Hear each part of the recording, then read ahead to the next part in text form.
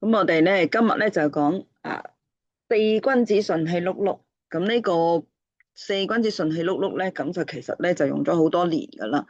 咁點解話用咗好多年咧？咁喺疫情距今而家都真係開翻到而家咁都3年啦，係咪？咁咧喺疫情期間咧，咁就都係因為呼吸道嘅問題啦，我哋都用咗好多精油啊，咁去幫自己啦。咁但係咧之後就出現咗長新冠啦。咁所以咧好多時咧條氣都唔係咁順嘅。咁咧就好多時我哋就係睇完西醫，好多時都會睇中醫嘅。點解咧？就係固本培元。咁四君子咧就屬於呢一個補氣嘅劑嚟嘅名方嚇。咁所以咧我哋做咗呢個四君子嘅順氣碌碌，就落到去社區咧俾啲老人家用下啦咁樣。因為咧你淨係用我哋西式嘅精油，咁之前大家都學過西式嘅精油咧，喺解表方面或者係一啲調節翻一個荷爾蒙嗰方面咧，係非常之了得嘅。咁但係喺呢個補血補腎補氣呢啲咧，可能咧仲要即未必可以做得到咁全面啦。咁所以咧就係用一啲中草本去做嚇。咁所以我哋今日咧我哋大家去體驗下呢個工作坊就係用呢個漢方精油咁即係漢方嘅意思即係咧嗰一啲中草本做成嘅精油去配搭而成嘅。咁我哋又睇下啦。係啦，Ella 係啦，我哋好啱啱開始啦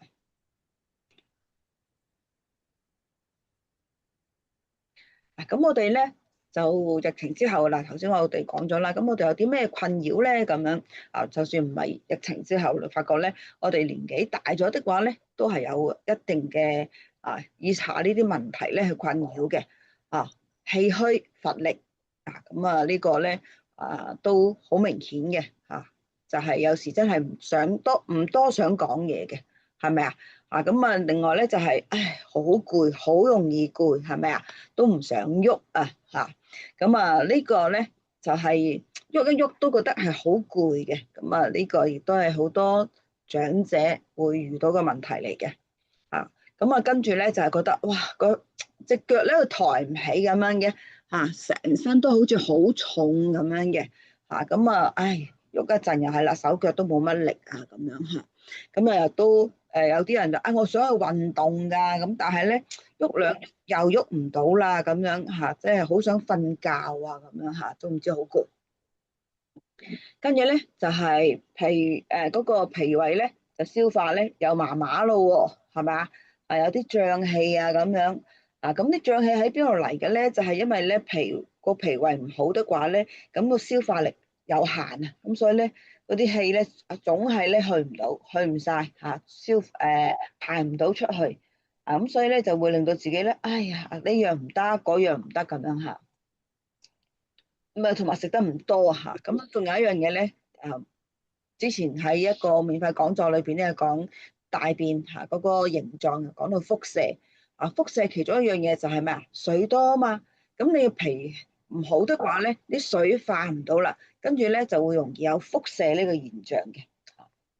好，跟住咧就反覆敏感咁個皮膚狀態唔係穩定咁濕疹過敏咧反覆去呢個發作。咁其實就係氣同血都唔好咧咁即係其實身體唔好，免疫力唔好，咁就會產生呢一個過敏嘅現象啦，係咪咁所以咧就容易有濕疹咁尤其咧就嚟呢個夏天啦即係幾多號就已經夏至啦琴日已經夏至啦今日已經6號啦嘛立夏啦立夏啦已經係嘛。咁所以咧就嗰啲跟住開始7、8月就長夏，長夏咧就濕疹就再勁啲嘅咁所以我哋咧要預早預防啦咁跟住咧就係久咳不愈啦咁因為我哋咧嗰個氣個脾胃唔好的話咧，就會影響個肺嘅個原理咧咁喺西醫咧就未必講得通，但喺中醫就講得通，就係咩土生金，土係屬於脾，金係屬於肺，阿媽要養起個仔啊嘛。咁而家個媽養唔起個仔啦，係咪？咁所以咧就成日都容易感冒啊、咳啊，然後咧就覺得咧成日都唔好嘅，啲痰又黐住啊咁樣嚇。咁所以咧呢個方嘅好處咧就係原來呢啲咧都幫到手嘅噃咁樣嚇。咁啱，但同學咧唔好介意嚇，咁佢就亦都係有相關嘅問題，所以頭先佢問我嗰陣時，其實呢個方就係可以幫到手啦。因為其中有一個叫做嗰個叫你哋叫做，頭先佢問我咩咧？當其時叫做類風濕性關節炎。類風濕性關節炎就係免疫力出現咗問題嘅其中一個症嚟噶嘛，係咪？咁所以呢個亦都可以改善免疫力喎。咁所以咧呢條方咧就好啱佢啦。好，咁我哋睇下咯。咁呢條方咁點解係咁即係我哋點解用精油？可以咁講啦，點解用精油啊？嚇，因為咧我哋咧生活太過緊啦，啲時間係咪啊？冇乜時間。咁另外咧，一個人煲湯水咧又有難度，係咪啊？兩個人就會好啲。但係咧都係嗰句啦，我哋好攰，唔想喐，係咪啊？呢個時間係咁啊，有咩好咧？原來查都查得到嘅喎，咁原來又唔錯啊咁樣。所以咧我就覺得呢個非常之好啦。咁用呢一個精油嚇，咁係咪可以全部代替咧？嗱，所有事情都係。冇一樣嘢係乜嘢都做得到。不過，如果喺一個情況下，譬如我飲食上，我都吸收得唔好，咁就算食咗落去，我都係爭啲嘅。咁用呢個皮膚吸入去入咗去血管，直接去使用，會唔會都係一個方法咧？咁我覺得跟住我都有做咗，但係我啲朋友仔出現咗問題，譬如佢喺醫院咁做完手術。咁咧，仲要係做腸嘅手術，咁即係話食唔到嘢啦，食到嘢都好啦，都好難消化啦。咁佢都係只係飲蛋白粉嘅啫。點解飲蛋白粉咧？蛋白粉咧就入胃，入咗胃之後咧，胃吸收蛋白，然後先到去腸。咁變咗咧，就個腸嗰個運作咧就唔需要負擔咁重啦嘛。但係亦都可以補充到營養。但係咁嗰啲淨係食蛋白粉，可唔可以呢一個補腎啊、補血啊呢啲咧？未必喎，補脾胃係咪啊？咁我就用咗呢個方法幫佢。原來咧吸收到嘅喎，呢個康復得幾好嘅喎。咁而且咧，咁因為做完腸嘅手術之後咧，後尾咧都要駁翻個，即係由小腸做完手術，跟住都要駁翻個大腸，然後咧等佢咧就唔係喺個造口度出嗰啲垃圾，就喺翻肛門度出垃圾。咁所以咧到最後尾咧。佢咧本來係去檢查，跟住醫生話你個嗰個情況都唔錯喎，咁啊順便咧就幫佢駁埋翻嗰個大腸同小腸，咁就跟住咧再翻出嚟嗰陣時咧，好多時咧我哋因為個腸咧好耐嗰個大腸個括約肌肛門括約肌唔係咁成日用的話咧，會容易咩喐好難喐可能會出現呢個叫做即係嗰個括約肌收唔到。失禁呢個現象佢都冇喎。點解冇咧？就係講緊個脾好啦，個脾胃同個肌肉有關係噶嘛。咁咧佢就如果係肌肉厚的話咧，個脾胃好的話咧，咁佢咧嗰個括約肌就唔會鬆，咁就唔會有失禁呢個現象啊嘛。所以我覺得呢個非常之好嘅方法嚟嘅。咁尤其係對真係食嘢吸收得麻麻地嘅朋友仔係咪啊？而呢個正正就係我哋長者經常會遇到嘅問題嚟噶嘛。咁所以我咧就係呢個四君子其實落到區其實都好受歡迎嘅。不過好多時咧老人家咧都唔知點去買呢個我都明嘅。咁所以咧如果有啲工作坊係即係連續幾日的話咧，佢哋都會揾我哋幫佢買。但係咧你話係上網買或甚至落到嚟揾我咧就難啲啦，係咪啊？你始終我去個地區都遠嘛，係咪？咁所以我都希望大家都去識呢樣嘢啦。咁其實有咩需要嗰時，其實可以寄俾你哋嘅咁樣嚇。好啦，咁我哋睇下咧佢呢個千年個古方啦嚇。咁佢如果係由佢起到而家咧，即係寫呢個方咁有機會係900幾年，咁都差唔多成1000年啦咁樣嚇。咁佢哋咁我哋咧就唔食係外用嘅調理嚇，咁一樣可以做到呢個效果。咁啊，因為經常都會用啦嚇。咁啊，另外一樣嘢就係，大人可以，小朋友得唔得啊？咁尤其小朋友咧，好多時咧咪會咳嘅，中意食糖啊，或者好容易傷風感冒啊，免疫力比較差。尤其而家香港小朋友咧濕疹都多嘅，咁都係好好。咁有啲家長咧係用咗佢之後的話咧，發覺佢濕疹都好快好喎咁樣。另外就係我哋落區嗰陣時咧，有啲朋友仔有少少嘅濕疹，查咗佢都話又係好快好喎，咁係咪咁神奇啊？咁樣咁我都明嘅嚇，咁真係用嗰個咧同你講就 OK，咁你自己同自己講咧，硬係覺得係咪誇張咗啲啊咁樣？不過唔緊要，你哋自己去體驗下。好，誒咁咧嗱，咁我哋都要睇下條方個來源喺邊度嚟嘅先。咁佢咧就係宋代嚇，呢個好緊要嘅。佢個出處嗰度咧叫做太平惠民和劑局方。呢個咧係官方嘅編輯而成嘅藥典，所以咧係咩啊？好有價值嘅嚇。咁唔係偏方唔係成嘅經典嘅方劑嚟嘅，係補氣嘅第一方劑。咁仲有咧咩藿香正氣丸，大家都聽過啦，係咪啊？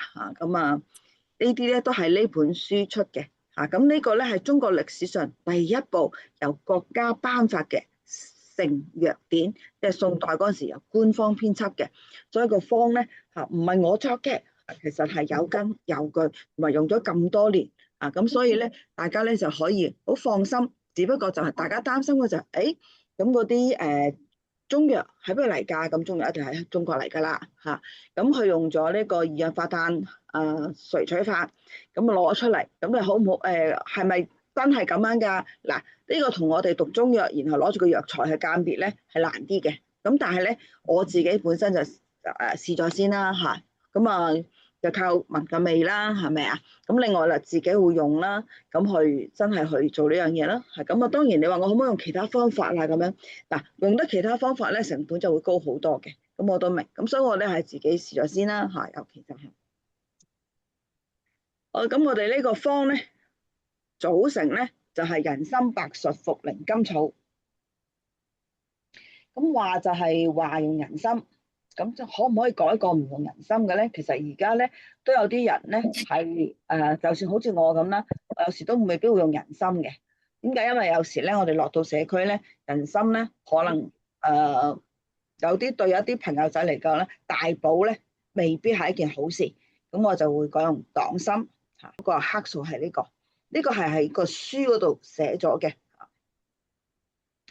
咁呢個咧係咁多年嗰個留落嚟嘅方係咁樣，咁你可唔可以變嘅咧？咁佢都係你可以自己自由變化下嘅，因為咧佢又唔係話好太過佢係好溫和嘅方嚟嘅，咁所以咧點解係大人小朋友都用得咧？就係咁啦。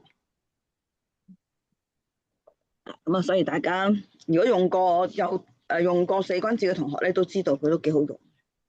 人參我哋咩驚奇下元氣發動機嚟嘅，咁佢係大補元氣、補脾益肺咁啱晒我哋啦，係咪？生津止渴安神增志咁改善氣虛啦、脾虛啦氣津兩相、氣血相虧嘅跟住白術，白術咧就係脾胃嘅守護神。咁頭先我講到有啲人咧個水好多時咧身體好多痰啦，好多濕氣啦，咁咧白術咧就可以幫咩燥濕利水咁亦都係健脾止汗。點解要止汗咧？咁我冇汗喎，咁樣咁佢就幫你利濕啦。如果有啲人流得太多汗咧，咁其實咧都會傷津嘛，傷津亦都會傷血氣噶嘛，咁有冇更加呢個頸渴咯？係咪？咁所以咧佢會改善呢樣嘢。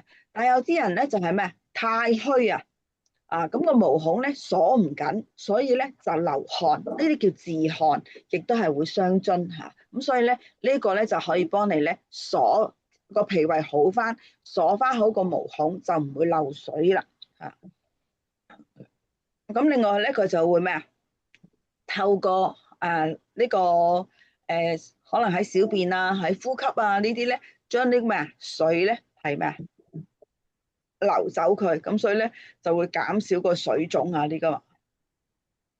茯苓同樣係一個排水機嚟嘅，咁佢咧仲有一樣嘢就係健脾安神嚇，咁佢咧就係呢個減輕身體咧，因為嗰個濕氣產生嘅重感啊，好攰啊嗰啲，就將多餘嘅水分咧就排出去嚇。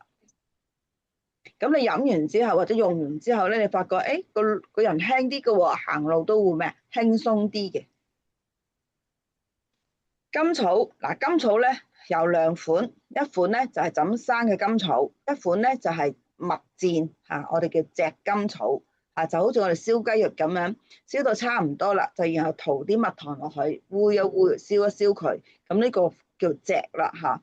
咁炙甘草咧，咁甘草就係咩稍為咧就涼少少嘅，而炙甘草咧就係溫少少嘅咁咧就係。呢度咧通常咧都用炙甘草嘅，咁就係可以咧補脾益氣啦，潤肺止咳，咁仲有咧就係可以緩急止痛，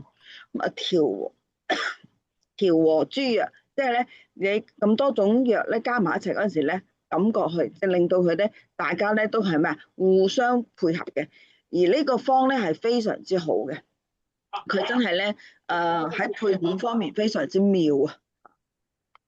咁而且咧佢又唔係好熱佢又唔偏寒，亦都唔偏熱，所以非常之好嘅。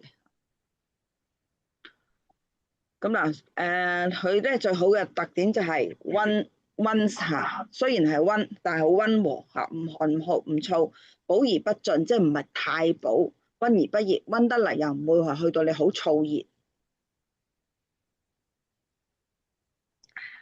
所以個方咧就好好啦。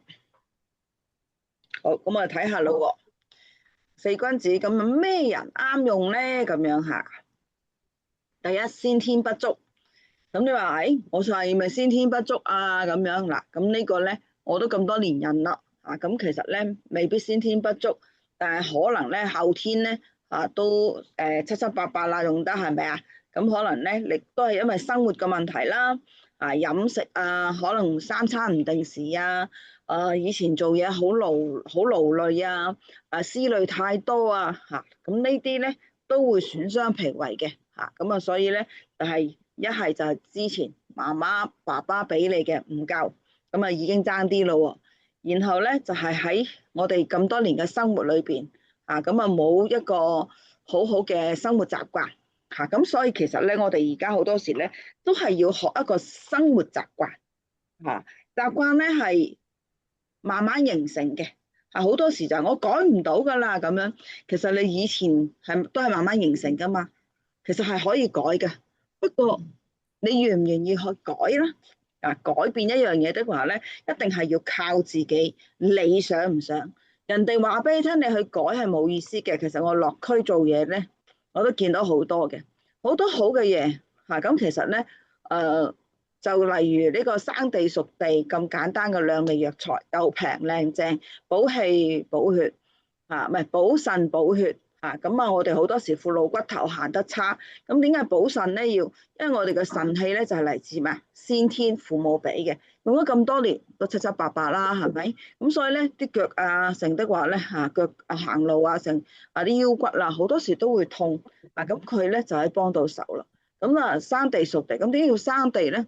咁因為我哋咧好多時嗰個人咧就係比較叫做係陰虛火旺，瞓得唔好咁樣。咁生地咧稍為涼清熱咁兩個加埋一齊，不溫不燥，係咪啊？淨係要兩味嘅啫咁價錢又平，咁就甚至焗茶飲都 OK 嘅。咁仲有咧，如果你嘅腎好的話咧，係咪嗰啲水腫都會好啊？咁就可以係我就只係要求佢咧，每樣咧就半兩。咁如果唔好計到咁盡啦，每樣15克，咁係焗下水，一個星期焗2、3次咁有啲同學咧，因為自己個問題咧去到一個點，自己都忍受唔到啦咁但係又唔想差落去，因為唔識行的話咧就仲麻煩。咁佢咧就真係去買嚟飲焗水嚟飲。咁佢隔離嘅同學係睇住佢好嘅喎，係睇住佢好都好，佢都未必自己去買嘅。咁呢個同學好好啦，就買埋俾大家去試用啊咁樣。咁啲同學先至叫做去買啦咁樣，都係嗰句，去到一個點，自己覺得有咁嘅需要就會去做噶啦。咁咁我都好欣慰嘅。咁有啲同學真係做，咁有啲同學就同我解釋佢就，哎呀老師我唔得閒啊咁樣。我話冇問題，因為身體真係自己嘅，你覺得需唔需要？未去到嗰個點，人都係唔會做嘢嘅，呢個我明嘅。就等於呢個四君子咁樣咧，今日咧就調教咗之後咧，就即刻可以用啦。如果你覺得係即係因為你又應該有兩支啦，咁甚至咧大個支倒咗落去之後，咪剩翻30ml嘅，你都可以直接調埋嗰支，變咗一次過就調晒3支嚟用啦，係咪啊？一支喺屋企用，兩支咁一個送朋友又得，一自己拎出街用都得啦。咁我就個心就咁諗，咁大支嗰支剩翻30ml，你咪又係加翻咁嘅精油咯，係咪？咁到其時有需要先至再買其他，即係再買油去再做啦。好，咁我哋先天不足。跟住咧又飲食呢個出現咗問題啦，咁到而家啦，就脾胃就已經損傷咗咯喎，咁會又會出現咗咩問題咧？咁就係化元不足。點樣化元咧？就係我哋咧係要將我哋嘅食物嘛，我哋啲水飲咗湯啦，飲咗啲水啊嗰啲咧，係咪啊？我哋嘅水谷精微要化咗佢嘅，化咗佢咧，然後咧就係咩啊？拎咗去邊度啊？拎咗去上邊就咩啊？被利用啦，被吸收啦。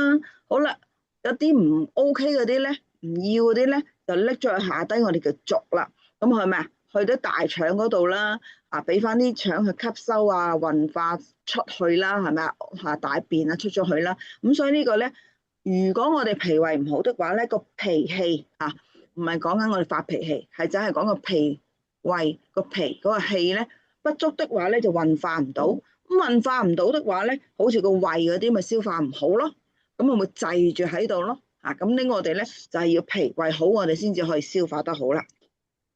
咁咧，而呢啲人咧，通常咧就係咩啊？氣血咧都會差啲嘅。咁點解有關嘅氣事嘅？一個脾胃唔好嗱，脾胃你食翻嚟嘅嘢運化啊嘛，咁運化嘅嘢做乜嘢噶？做血咯，係咪啊？咁咧血嘅生成除咗我哋嘅腎嘅骨髓仲要靠咩？你食翻嚟嘅嘢，然後咧去生化噶嘛。咁所以咧唔夠血咧咁就如果你脾胃唔好就唔夠血啦，係咪？因為脾統血。咁跟住咧就係個氣點嚟噶？咁除咗頭先我講個脾氣之外咧，我哋呼吸空氣嘅肺部嘅氣咧咁其實咩？肺部嘅氣係溫養全身嘅，仲有係咩啊？亦都係咧將啲我哋嘅氣食物同樣除咗靠脾氣之外，肺出嚟嘅清氣都可以幫我哋運化嘅。咁呢啲氣都唔夠喎，咁點解咧？就係咩？個脾係土，土生金，金即係支持個肺嘅。媽咪就係個土，個仔就係個肺。咁而家個媽咪都唔 OK 啦，佢點？即係等於你都冇錢啊，你啲仔女問你攞錢都冇用啦，係咪？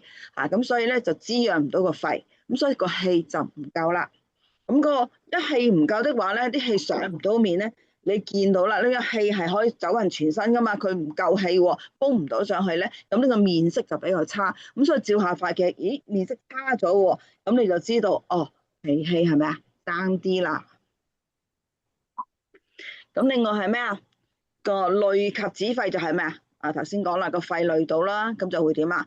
個聲音就會低啲啦，所以就係聲低氣短，都冇咁多氣同你講咁多嘢啦。咁仲有係咩咧？就係個肢體就失養啦，因為營養唔夠啊嘛，嗰個氣化元不足啊嘛，咁就會令到個肢體失養，四肢就冇力噶啦。咁所以個脾胃唔好，又唔想食。咁你何來有能源咧？冇 energy 去點支持你咧？係咪？咁咧就係血脈不運不通。咁頭先講過啦，嚟食嘅其中一 part 就係咩啊？支持去運化做血液噶嘛，係咪？跟住咧就係啦，嗰個胃咁會失職啦，咁即係消化唔到啦。既然消化唔到，塞住喺度，咁就唔想食嘅啦，係咪啊？咁立低食少啦。跟住咧另外就係嗰啲水分去得唔好啦，係咪啊？啊，脾胃不清不升嚇，升清咧，即係將好嘢咧升咗上去。啊咁嗰啲唔好嘢點啊排出去噶嘛？咁佢都唔升啦，咪就話嗰啲便咧就會話溏便啦。咁啊睇下自己有呢啲有幾多樣嘢中嘅，幾多樣嘢中咗啊自己。咁咧，所以如果係的話咧，咁就係知道自己係脾虛啦。咁個症出嚟咧就係咩啊？脾胃氣虛症啦。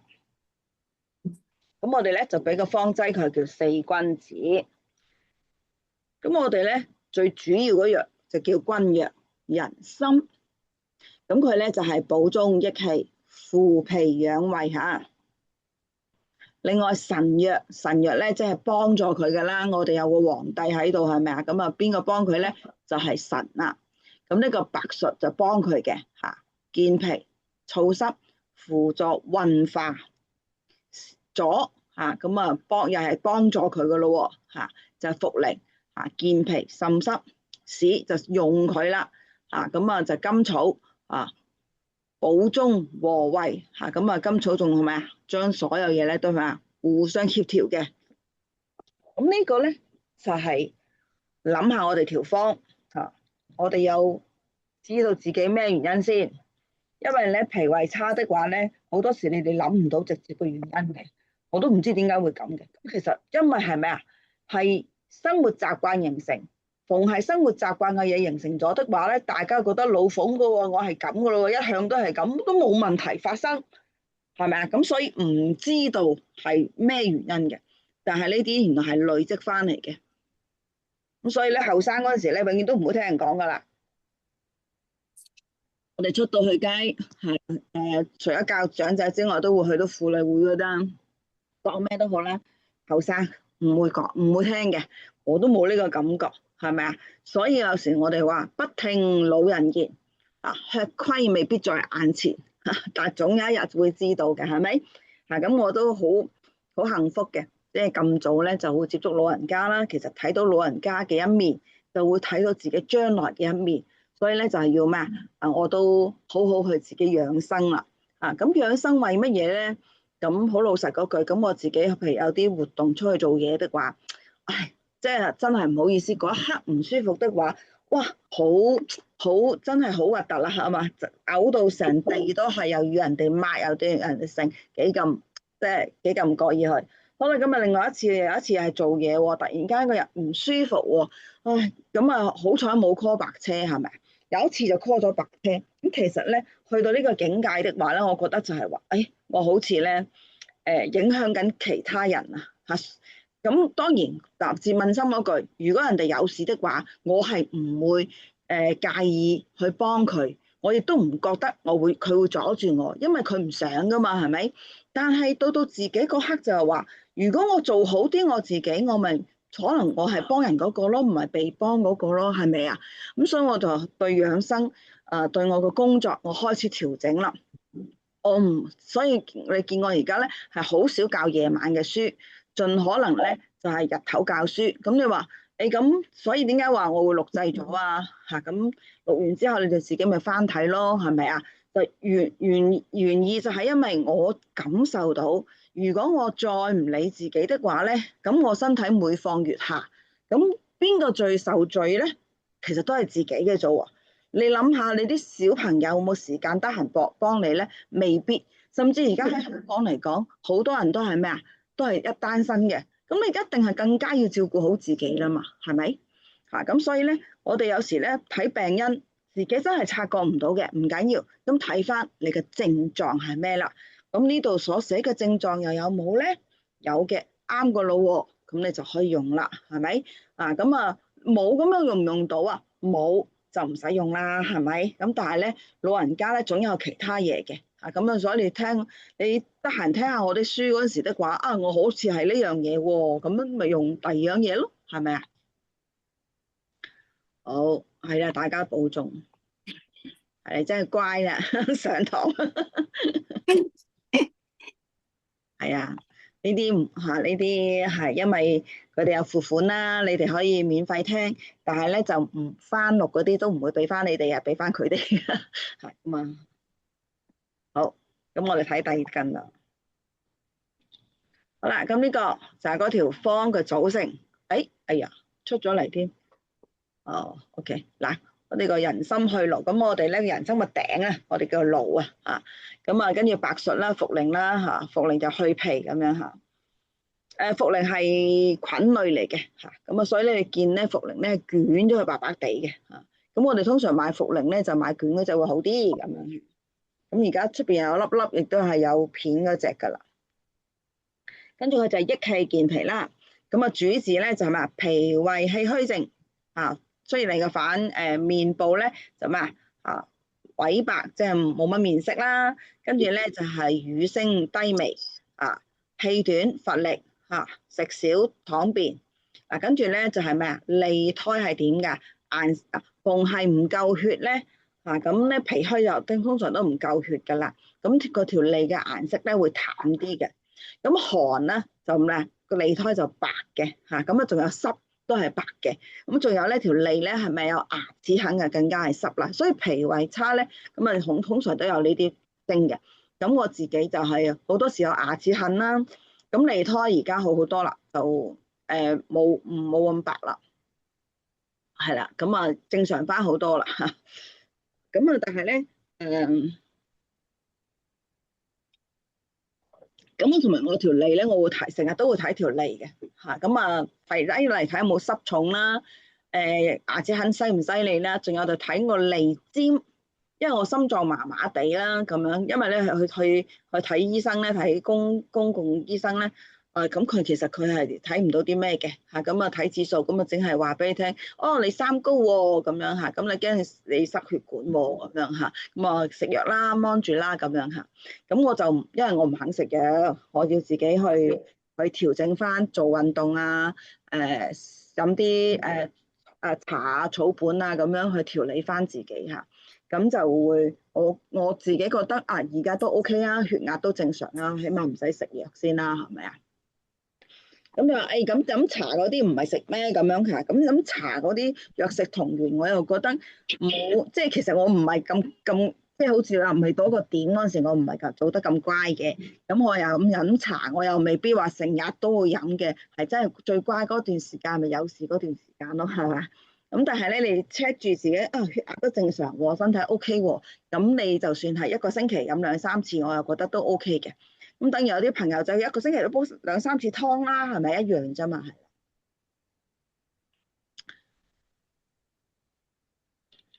好，睇翻個核心功效就係咩啊？健脾益氣係咪？咁咧就係佢係改善脾胃啦、益氣啦咁啊嚇。好，睇翻呢度嗱，咁咧脾胃係後天之本，腎咧就係先天，先天就父母俾你，冇得改變啦。脾胃係你自己嘅，所以咧我哋咧就要早啲教啲後生點解會早啲教啲後生？叫佢哋好好去唔好三餐定時咁樣嚇，唔好咁夜瞓咁啊。仲有一樣嘢係咩？一定要食中國人咧係食飯嘅，係咪？好啦，食麵包同食飯係唔同嘅，食米粉同埋食呢一個通粉又唔同嘅。咁米粉就係用米做噶嘛，係咪？所以有時你見咧，有啲醫生係叫你食咩米粉，有啲醫生叫你食通粉，係咪？咁好啦，就係另一個就係稻米就係稻米，麥就係麥，係咪啊？咁所以而家麥咧就出現咗一個問題係咩啊？有麩質嘅問題。呢個麩質咧，好似好多時都引發其他問題，所以大家要分清楚。我哋嘅脾胃係需要食米飯，你唔食米飯的話咧，你會發覺咧係有好多問題會出咗嚟嘅。即使你每日食一羹飯都好，你一羹一匙羹都好，你都好過冇食。咁你哋諗下，你每日有冇食飯？因為有時咧一個人的話咧，未必會煮飯，係咪啊？咁啊，唔該你諗下，你需唔需要食飯？如果係需要的話，你就買個細嘅煲翻嚟，你都要煲。就係最差嘅方法，唔係最差嘅方法。叫做咩啊？最慳嘅方法就係上晝煲咗飯，跟住留翻一碗飯咧，或者半碗飯咧，就夜晚係咪啊？咁咧夜晚咧，其實炒下飯都幾好嘅。炒飯咧有好多種方法，唔一定要好多油嘅。有時我覺得咧，而家啲鑊都好叻噶嘛，唔使油都好得噶。咩打隻蛋落去，然後炒啲飯都好好食噶，係咪啊？咁咧都可以有米飯。咁啊，我都做朝頭早早餐咧一定要食啦。跟住咧就係中午我食飯，我想減肥的話咧，我就試下夜晚唔食飯。咁我都覺得係 OK 嘅喎。總要我都唔知3餐裏邊總有一餐食飯，但係夜晚食飯個唔好處就係咩啊？唔好太夜食飯，因為我哋留得太多嘢喺個胃度咧，咁佢需要去消化咧，就冇時間去修復其他嘢。咁所以我哋夜晚咧唔好食咁飽咧，俾啲時間個機器咧去做第二樣嘢，唔好將啲血液咧集中喺個胃度做消化。所以你見咧，如果你夜晚食多咗嘢，然後咧就發覺咧，就第日就好攰噶啦，因為佢要幫你咩消化啊嘛，其他嘢做唔到啦。咁呢個你大家留意下。咁另外咧就係，所以咧可以的話咧就應酬少啲。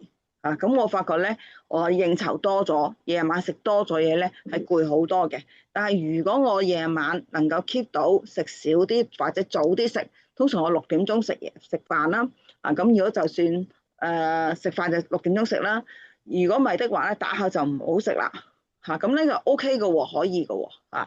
咁第二日咧，我覺得精神嘅，但係總有一餐一定要食飯。咁啊，另外有啲朋友仔就話俾我聽，呢個又係實例啦。佢咧今年40歲，佢用咗佢20歲開始唔食飯減肥，但係咧佢話咧佢換嚟嘅40歲換嚟係咩咧？係真係好攰啊！個人冇氣講嘢嘅佢你脾胃唔好嘛，咪冇氣講嘢咯，係咪血氣唔好啦，個 M 嚟得唔好啦。你為咗減肥，你為咩咧？減肥個刻係想靚嘛，冇諗過40歲出現咧就好似60歲咁嘅人，係咪啊？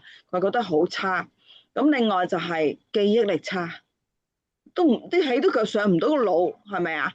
佢話吸收能力嘅差。你諗下，如果好似我哋而家仲喺度讀緊書，係咪幾咁精神啊？係咪？咁但係佢已經冇能力咯，係咪啊？咁所以咧米飯好緊要。跟住佢就話俾我聽，一定要食飯。我多謝你話俾我聽嚇，我有食飯嘅。你睇下我幾肥嘟嘟。肥嘟嘟係因為咩啊？咁我都食得多嘅，都係貪食嘅。我係好中意食甜嘢嘅，呢個都係。咁而家係我都中意食，不過食少啲咯咁樣咁仲有就係，就算肥都好啦，肥我都健康的肥係 OK 嘅，係咪啊？有時瘦咧仲慘啊，個瘦字係病字頭嘅。瘦咧有時我見啲瘦人都幾陰功㗎，一食都唔肥，好似你咧就好似好羨慕佢啦，但係佢依然有三高嘅存在㗎喎。嗱，唔好話瘦人就冇三高啊。所以呢個先係一個問題。我就佢瘦一樣有三高㗎喎，係咪啊？你睇下呢一個埃塞俄比亞嘅小朋友個肝臟一樣有問題㗎，因為佢要留翻啲咩啊 energy 啊嘛，留翻啲油啊、個脂肪啊去保護我哋內臟啊嘛，所以我哋咩啊，所有嘢都係取個平衡就好啦。咁啊，所以如果你覺得脾胃唔好嘅，唔該你食飯啦。食飯真係好好咁。我另外有個朋友仔係咩咧？老人佢就係個胃割咗一半，因為當其時好肥。醫生話減肥咁樣減有排減喎，割咗一半佢啦。咁佢覺得呢個徹底好啊。個胃切咗之後都話點咧？食唔到飯，因為我哋個胃咧係消化糖分嘅。咁啊變咗個胃少咗一半咧就好難消化啦。咁變咗咧佢只係飲蛋白粉。咁啊蛋白都係胃吸收嘅。咁個胃咧就係咩啊？吸收到個蛋白粉就未必搞得掂個糖喎。咁所以佢咧冇得。跟住我就話俾佢聽，既然係咁，佢消化唔到飯啊嘛。咁可唔可以米水咧？大家有冇諗過米水呢樣嘢啊？咁如果你身體弱嗰刻，你覺得自己食落去個飯你都消化唔到，唔緊要。煲飯嗰陣時，譬如我哋一殼米咧，就通常就一殼水噶嘛，係咪咁噶？咁唔知有條線俾你啦，都唔知係一殼米定一嗰條線就去到1啦咁樣嚇。咁你就落多少少。咁咧啱啱滾嗰陣時的話咧，咁你見到啲水咧，仲有喺上邊嚇，我哋叫做有啲咩眼，有一個個眼仔咧，嘣嘣嘣嗰陣時咧，就滗咗啲水出嚟飲。啊，嗰啲咧係精華嚟嘅。咁你飲到啲水的話咧，你發覺咧，你飲完之後咧，啊，身體好咗好多嘅，因為呢啲米水係咪啊，養個脾胃嘅。咁啊，大家可以試下。所以有時咧，你見咧有啲人咧去服侍一啲係即係出咗院嘅朋友仔的話咧，會用咩米水啦、燉肉汁啦，俾佢哋飲嘅。因為咧呢啲汁嘅嘢咧係最快吸收嘅。咁因為唔使個胃去消化就已經吸收咗啦嘛，係咪？咁你話叫老師，你而家教我呢個方法搽落去咪仲快咁樣？但係以前啲人唔識噶嘛，係咪？咁但係你起碼你知道原來搽落去都得嘅咁樣嚇。我哋希望可以再發展多啲啦，係咪？好，呢個就係個壞脾胃後天之本。睇下同學問乜嘢嚇？米水做豬腳湯，哦，好啊，米水叫豬腳湯係咪啊？係啊，所以大家咧就係要可以，如果真係覺得呢排咧身體差咗的話咧，咁你咧煲飯嗰陣時咧，你食唔落嘛，有時咁你咪飲米水咯，可能會好好多噶嚇。咁你又見啊身體咧就好好多嘅。好，跟住咧就係嗰個即係如果你食翻飲翻米水之後，你發覺咧嗰個胃咧，你再食嘢咧，佢會消化得好啲噶啦。咁然後咧，你個人就冇咁容易咧覺得好攰，係咪？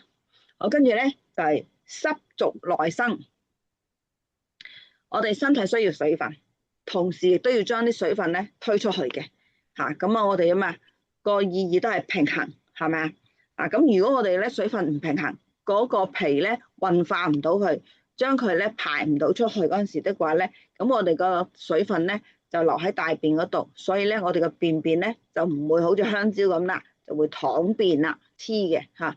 咁再差啲就係咩稀嘅嚇。咁我哋咧就另外就係啲水咧，好似啲我哋揼完雨，件衫濕咗水就會聚住，我哋啲水分就會聚喺隻腳嗰度，係咪啊？好辛苦。咁另外咧，脾胃唔好的話咧，克到邊個咧？好克乜嘢咧？金木水火土，土克乜嘢？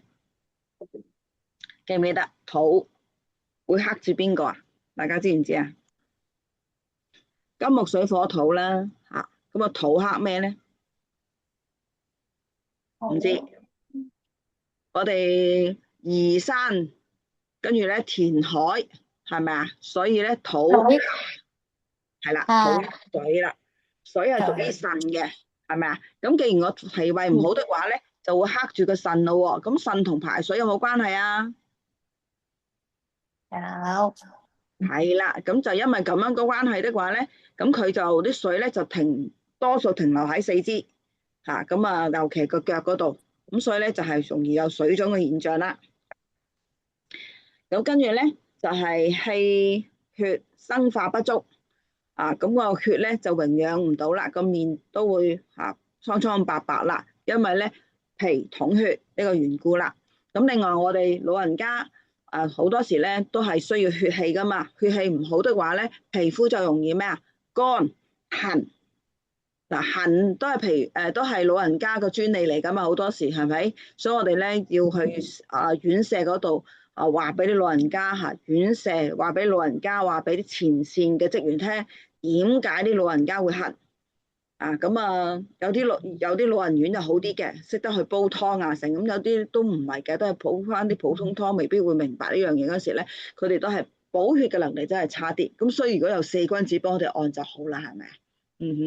呢個咧就係咩啊？可以榮養翻我哋皮膚，所以我哋點解話濕疹有關佢哋事嘅咧？因為血好嘅話咧，個皮膚就靚噶啦嘛。個皮膚之所以靚，亦都係因為個肺好。咁個肺好嘅話係要靠阿媽嘅，咁個阿媽就係佢係土啦。咁佢咧氣血一好，皮膚唔會痕，跟住咧個肺好，啲皮膚就會靚。咁所以咧佢係脾為肺之母，脾胃一虛咧，個肺氣咧就陰功啦，絕啦咁樣故咧就冇成日都係咩冇乜聲氣啦有冇呢個問題？咁你就呢條方就可以咁樣做啦。好，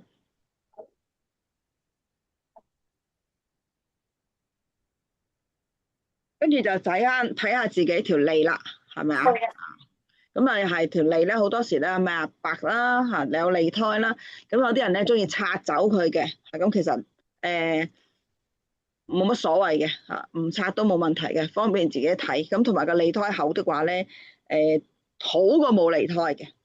有脷苔的話咧，都恭喜你，你個胃氣都仲喺度。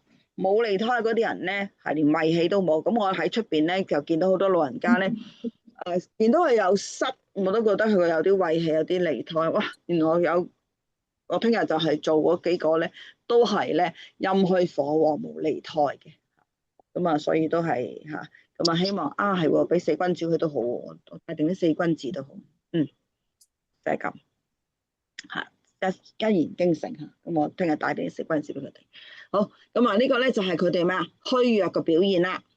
咁啊，另外呢個咧就係佢就講啦，呢條方就呢個醫方考就講到咧就話夫面色痿白，則望之而知其氣虛也。咁嚇，所以你面望見嗰個人咧，哇嚇面白曬曬嘅嚇，咁啊唔係化妝嘅喎，咁你就知道啦。言語輕微，則聞之而知其氣虛也；四肢無力，則問之而知其氣虛也；脈來虛弱，則切之而知其氣虛也。而咩啊？補益脾氣之氣，以復其運化受納之功。咁啊就係咧，你知道佢氣虛，就點做咧？就要補佢個脾胃啦，然後等佢咧可以咧食得好啲，運化得好啲，咁就補足翻佢個氣同血啦。好啦，跟住我哋就睇下嗰個咁我哋咧，如果你將來你已經有咗四君子嘅精油啦，你想話再配六君子，或者係香砂六君子，你再同我講，甚至你話俾我聽，我想配啲乜嘢，咁我就配定俾你，你就唔使買咁多樣啦，係咪啊？咁但係你都要識先得㗎，係咪？你唔識點叫我配咧？係咪嚇？好。跟住咧，我哋就咁我哋唔係飲噶，我哋係搽嘅。咁啊，主要咧就係透過我哋嘅精油，我哋嘅精油咧就係點攞嘅咧？咁有蒸餾法啦，有呢個二氧化碳萃取法啦。咁我哋漢方嘅精油咧，多數都係二氧化碳萃取法，而人參咧就係蒸餾法。所以你買嘅人參咧，就應該係咧比較透明啲嘅。咁因為咧，所以有時咧，佢哋未必用嗱，佢有兩種水法。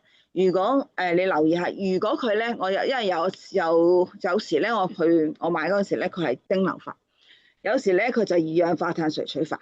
所以咧，二氧化碳萃取法咧，嗰個買翻嚟嗰時咧就冇咁尖嘅個味。蒸餾法的話咧，個味咧就係咩啊出啲嘅。咁但係邊樣好啲咧？咁我會 prefer 咧係二氧化碳萃取法嘅，因為攞個成分係會好啲。之前如果聽我講過咧，就係如果係蒸餾法的話咧，我哋最多可以攞到個分子係20個碳啫。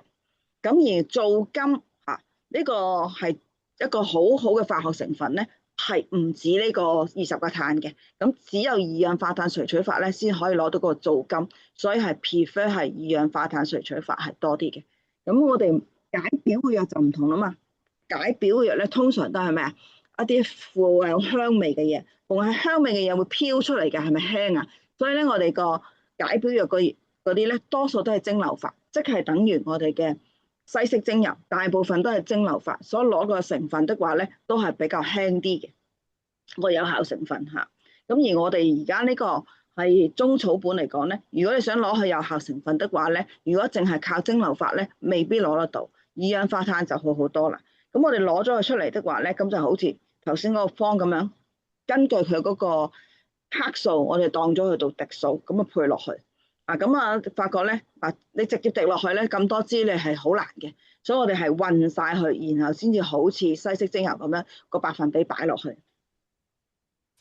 咁佢就最好就係咩咧？因為唔係食落去啊嘛，所以咧我哋咧就好譬如我哋食藥嗰陣時咧有個問題，譬如我哋有啲好似我自己有陣時咧夜瞓啦，甚至就係有啲 gathering 去燒烤啊，或者係食嗰陣時咧食得太多好嘢啦，第二日咧就發覺有少少瘡出咗嚟喎，咁我哋咧就會搽一啲譬如我就中意搽呢個金銀花加呢連翹解毒啊嘛，有啲瘡啱咁解噶嘛。好啦，如果你唔係搽嘅，係飲嘅咧，我就好差嘅，因為我個胃本身就怕就寒啊，胃寒。咁我哋一飲咗落去的話咧，咁我諗咧就消化能力就會差咗噶啦。咁如果我用塗嘅方法，我咪少咗呢個問題咯。咁老師，咁你唔一定金銀花㗎，其實我哋薰衣草都可以㗎喎，咁樣係嘅，你啱嘅。所以你就睇翻啦，你呢刻咧係用啲乜嘢啦？我自己原來呢個瘡係可以咁樣做嘅，咁我都幾快嘅，雕謝薰衣草都得嘅。不過薰衣草我唔係咁中意，係因為咧佢會降我血壓。我聞到咧，我就變咗我搽完之後咧，我覺得唔舒服嚇，所以咧每個人中意嘅都唔同，係咪啊？咁但係我覺得用完呢個，起碼我唔需要飲落去咧傷脾胃嚇，咁所以寒涼嘅嘢係好嘅，係咩？卸咗啲垃圾係好嘅，咁但係嗰刻我搽瘡，你叫我飲一杯涼茶而傷到個胃啊，好似唔係咁好喎，咁樣就可以咁樣用啦。咁就變咗咧，你唔需要飲落去啊嘛，咁尤其咧就係嗰個有啲人就係因為食中藥同西藥有個時間個距離啊嘛，咁佢又呢個就冇咗呢個禁忌啦嚇，咁我覺得尤其呢個方亦都好安全。咁點解會改變即係改善到身體五大嘅困擾咧？咁頭先都講過啦，脾胃差啊，咁我哋咧將佢改善咗個脾胃嗰，尤其個脾胃陽氣，咁令到個消化咧就可以咩啊？改善咗。咁既然啲水分可以運化得好啦，咁就唔會有腹瀉呢個問題啦，亦都會改善個食慾差嘅問題啦。跟住咧，因為運化得好啦，同埋冇克住個腎啦，咁身體嘅濕氣都會化咗啦。既然身體嘅濕氣化咗，嗰個動力就會喺翻度啦。另外就係咩啊？佢係肺嘅阿媽，咁個肺唔好咁就係因為阿媽係咪啊？其中一個原因。咁而家阿媽好啦，有錢俾佢啦，滋養到佢啦，咁所以咧佢啲感冒或者係感冒之後嘅咳啦，可以恢復啦。記住感冒係唔用嘅。逢感冒有問題的話咧，我哋一定係清咗啲垃圾先，然後先補嘅。就好似個垃圾桶咁樣，你見到佢咧有一半，跟住咧你唔想理佢，再加落去咧補充佢的話咧，咁下低啲垃圾個臭味咧永遠都喺度嘅。我哋一定要將咩啊？下低啲垃圾倒咗去，然後咧冇咗陣臭味啦，你加佢新鮮嘅垃圾落去，先至唔會咁快就臭啊嘛，係咪啊？所以我哋一定係先清後補咁所以冇晒感冒啦，咁我哋先至再去補翻用翻呢個死君子油。咁但係有時咧，我哋會見琴日有同學冇上，琴日個堂裏邊會講嘅，有啲情況就係咩啊？清同補一齊嘅，嗰叫和啊，就因為個身體裏邊咧，佢喺入到去中間又都唔係喺表，都唔係喺裏，喺中間喎。我哋就咪整個和，所以又有清又有補呢樣嘢，所以我哋就會睇翻佢個情況去做呢樣嘢。咁老人家嚟講咧，只要佢冇傷風感冒的話咧，咁嗰啲久咳咧係咩啊？唔屬於佢傷風感冒嘅，咁你就可以用噶啦。咁尤其咧，我真係用譬如四君子，有時夜晚黑唔覺意可能吹一吹風，咁但係咧就即刻冚翻被冇事噶啦。但係咧個喉嚨咧吹咗風的話，會點啊？涼涼地嘅。咁佢咧就會有幾聲咳嘅，咁我即刻搽完佢瞓覺咧就好快好翻。另外咧，佢哋就算夜晚黑佢哋有事冇事都好，都搽定啲先。咁我發覺瞓覺又都可以安神嘅，咁其中茯苓咪可以安神嘅，咁你條氣順啊，咪瞓得覺好啲咯，係咪啊？咁仲有就係濕疹嘅問題，濕疹除咗係個免疫力系統嘅問題之外，仲有咩啊？同個肺有關係啊嘛，肺主皮毛，所以佢脾又可以改善免疫力系統，亦都可以令到個肺好，所以可以改善到呢個濕疹嘅問題啦。咁日常勞累，又勞累係因為咩啊？我哋咧係思慮係會傷脾胃，當我哋個脾胃一傷到的話，頭先講啦，氣又唔好血又唔好。好啦，血氣係同我哋個腦部好緊要噶嘛，所以如果我哋個血同氣都可以上到個腦，咪可以滋養到佢，你然後諗嘢咪快好多咯。咁你諗嘢快好多，你解決事情咪快好多，咁你個壓力咪少好多咯。仲有一樣嘢就係我哋承受唔到大嘅壓力，其中就係啊嘛個腎氣唔夠。腎氣係俾咩困擾到啊？除咗先天不足嘅問題之外，就係因為脾胃唔好。咁你脾胃唔好，亦都克咗個腎，咁變咗佢嗰個嘛就會成惶成恐啦，成日都驚呢樣驚嗰樣，成日都驚做得唔好。咁做得唔好，你個心有呢一個念，咁你咪出嚟嘅效果咪唔好咯。咁所以就會造成呢個嘛壓力啦。咁如果我哋能夠補翻去的話咧，你發覺應付壓力都係好好多嘅。所以我哋咧好多時喺某程度上地咧，尤其啲細路仔，我哋唔會一早就同佢補腎嘅，因為佢哋咧先天之本由父母俾佢，咁細個應該足夠嘅，就應該喺飲食嗰方面幫佢調理嘅。但係而家好多時時下嘅母親的話，爸爸媽媽的話咧，自己都係本身都唔識。另外一樣嘢就係貪方便，咁啊小朋友有問題嗰陣時咧，淨係識得揾醫生。咁究竟原來好多問題係咩啊？你日常裏邊改變你嘅飲食方法、煮食方法，原來已經幫到佢噶啦。咁但係由於咩啊？一個字懶，係咪真係懶嘅咧？係，我可以話係懶，因為咧我哋好多時會計較。我見有時兩公婆都好咧，生咗個小朋友出咗問題的話咧，好多咧都出現咗個問題，你生嘅，你有問題，跟住咧就離婚走咗去，嗰個係老豆啦。一啲咧就係，呢個仔係你嘅，你要影嘛，咁個老母走咗去啦，咁啊個細路就陰公啦，係咪啊？好啦，跟住有啲咧就係真係好好嘅，就兩公婆共同面對，共同去解決，咁呢個就非常之好啦。咁但係真係嘅，你去到問一問，真係去到嗰啲有幾多個可以做到咧？真係難嘅。咁當然一定會有人做到嘅。咁例如有啲媽媽咧，就真係就算單身都好啦，都會照顧好。但係最慘一樣嘢，如果係單親的話，你又要揾錢，又要照顧佢，個時間真係唔多，變咗喺呢一方面嘅調理又差咗嘅。但係如果你兩個人照顧一個咧，就唔同啊嘛，係咪？嗱，爸爸去揾錢，媽媽咧就係喺度專心去調理啊飲食方面啦，咁就好好多嘅。咁啊，所以咧，有好多嘢係從生活裏邊改變咧，係最快啊最慳錢嘅。但我哋人好得意，都唔會用呢個方法，係咪啊？好，咁啊，點解會覺得係安全咧？咁我哋話藥食同源個關係啦，呢啲藥材咧，其實咧就係咩啊？普通鋪頭都會買到噶啦，咁啊，即係所以咧就唔需要中醫師咧去開嘅，咁啊，但係你一定要明白點用啊嘛，咁如果真係唔識用嘅，咪問下醫師咯，醫師咧話，咁佢同你配，佢只係收一次錢啫，係咪？咁你起碼你知道自己嘅情況啊，啱唔啱？咁你話如果唔係的話咧，咁我哋就會揾中醫師問咗先係啊，係咪？咁啊，但係你話而家我呢個情況係用呢個中草盤去做呢個塗搽喎，咁樣，咁你會見到我落去區做完之後，都話翻出嚟嘅效果都唔錯嘅。咁我都係叮囑佢哋一樣，就係傷風感冒唔好用啦，咁樣嚇。咁我哋咧就係個原理就係倒垃圾嚇，倒咗垃圾先嚇，然後再去。咁另外咧，我哋係用植物油去開稀佢。咁嗱呢度講大家去試，但係咧就係我都係話俾你聽。有人係咁樣用嘅，佢就直接搽，因為咧佢係二氧化碳萃取法咧，又唔係好唔係好刺激皮膚啊，咁所以佢話佢直接點一點落去咋，就咁搽咋咁樣，佢話好快啊，好即係懶啊，連油都唔開啊咁樣佢話，咁我話咁冇問題啦，咁樣咁啊自己去決定啦咁樣嚇，咁但係我就開稀係好啲嘅。襟用嘛咁樣，佢話唔係啊，佢話佢哋懶啊，連開稀都唔開啊。咁我都自己試過嘅。咁啊，就算西式精油都好，譬如玫瑰嗰啲咧，我都應該開稀佢，我都冇開稀佢，就咁用一滴咁樣就搽咗佢就算啦咁樣。咁因為咧嗰個玫瑰係叫做咩溶劑萃取法啦，我用嗰隻。咁有時就係溶劑萃取卡 Auto 咁樣一滴半滴咧，其實都唔係好刺激嘅。檀香又係，我檀香咧都係直接搽落個喉嚨度嘅。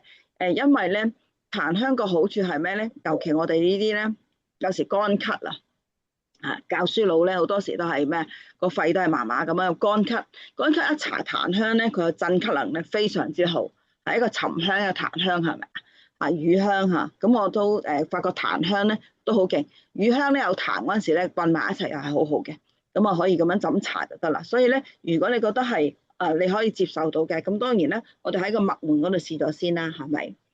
咁啊，另外就係我哋會搽經絡咁去調和都係非常之好嘅嚇。我唔建議食嘅門嗰度啦，睇下會唔會有呢個痕癢啊，咁啊做一個皮膚嘅測試啦。講啦，有需要你問咗醫師先所以我哋咧係一啲太細嘅小朋友啦，同埋呢個孕婦咧，我哋都唔建議佢做任何嘢嘅因為我哋確保佢安全係咪咁最緊要有佢哋有咩事揾醫師會好啲咯咁另外就捽落嘅眼仔傷口嗰啲咧就要謹慎啦，咁用清水咧或者係就清洗佢噶啦。咁呢個幾方便嘅，咁如果你哋將來都覺得都好好用喎，可以介紹其他人嘅，咁要買呢一個精油嘅，咁都可以揾我啦。有冇咩特別問題？個課程咧就係啦，就係講呢個中草本中草本啦，了解體質啦咁中草本嘅特性啦，尤其係毒性嘅藥嗰呢啲。